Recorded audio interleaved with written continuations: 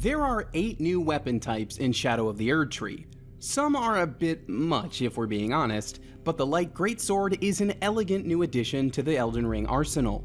If you want to be a more graceful melee fighter, this might be the weapon for you. This Light Greatsword build guide will teach you how to slice and dice while looking nice. As the name implies, Light Greatswords are, well, lighter versions of those hefty regular greatswords. They have the same reach, but they do a little less damage as a trade-off for faster attack speed. I'm convinced that if this category existed in the base game, it would have been Millennia's weapon of choice. Whether or not you're cosplaying as the Scarlet Rot Goddess, you're going to want a good grasp on how to wield this weapon type. You're still very much an in-your-face melee fighter while using a Light Greatsword, but the length of the blade does provide a decent amount of reach compared to your typical short sword. The damage type is also considered standard with some piercing attacks, so the style and speed are something to keep in mind as you learn the timing.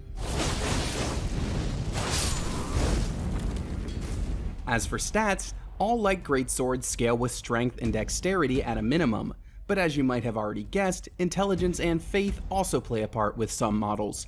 Bearing in mind that level 150 is the baseline recommendation for Shadow of the Erdtree, your stats should look something like this if you want to go pure melee. Minimum 50 points of strength, 50 points of dex, and a good portion of vigor and endurance to keep yourself healthy inside a set of heavy armor. If you're going to incorporate spells, then you want something like this: 25 strength, 25 dex, 30 intelligence, and 30 faith, with plenty of vigor and endurance once again. There are 3 Light Greatswords to choose from in Shadow of the Erdtree. 2 are found within the same dungeon, more or less, while the third cannot be obtained till just before the final boss of the DLC. Keep that in mind in case you don't want to be spoiled in this guide. The first is the very Reddit-sounding Milady, and you'll find it inside Castle Ensis. This will be the second legacy dungeon most players explore in the Land of Shadow. After the Troll Knight fight at the front gate, bear left, then make a U-turn before entering the cave. Along the ramparts here is a tower, and a Light Greatsword called Milady is in a chest up there. Milady is the basic option for this weapon category, with pure melee stats. You can get the next Light Greatsword upon clearing Castle Ensis. After beating Twin Moon Knight R'Lana, you can trade her Remembrance and Round Table Hold to get your own copy of her paired swords. These swords are perfect for dual wielding, letting you deal magic damage with one hand and fire damage with the other. They scale with intelligence and faith, in addition to strength and dexterity, so they're great for magic and hybrid builds too. Finally, you can obtain Letta's sword near the very end of the game. Depending on your choices over the course of the DLC, you'll face a combination of the Needle Knight and other followers of Miquella.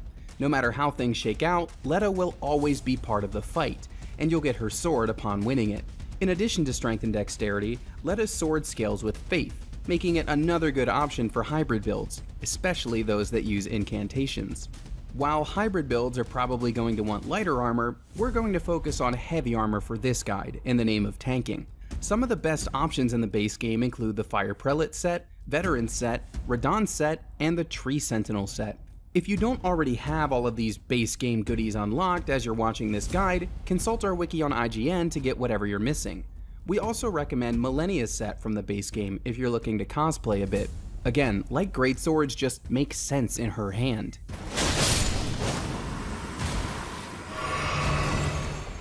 You can also cosplay as R'Lana in the DLC.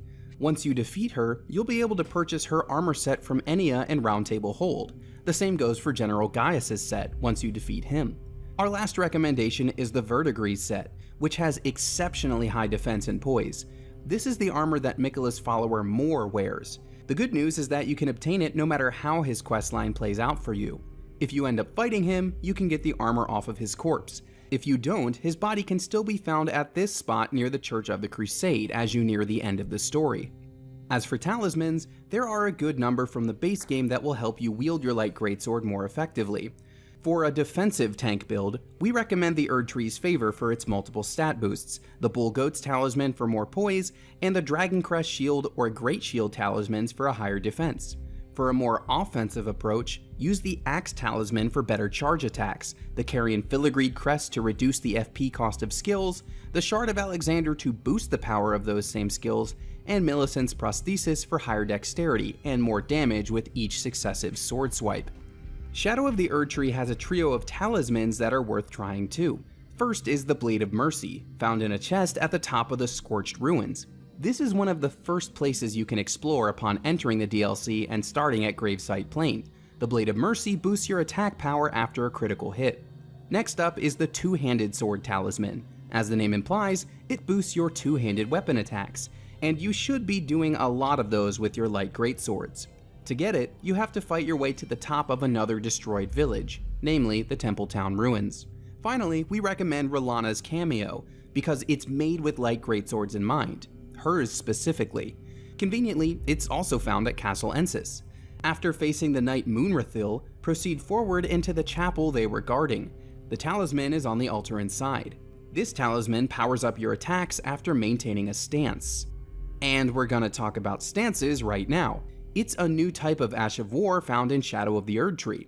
Rellana's twin blades have a default one called Moon and Fire stance, and it is awesome. After initiating, you can slash with magic using a regular attack or whip up a bunch of fire with a heavy attack. It's flashy, it's powerful, and it's very useful.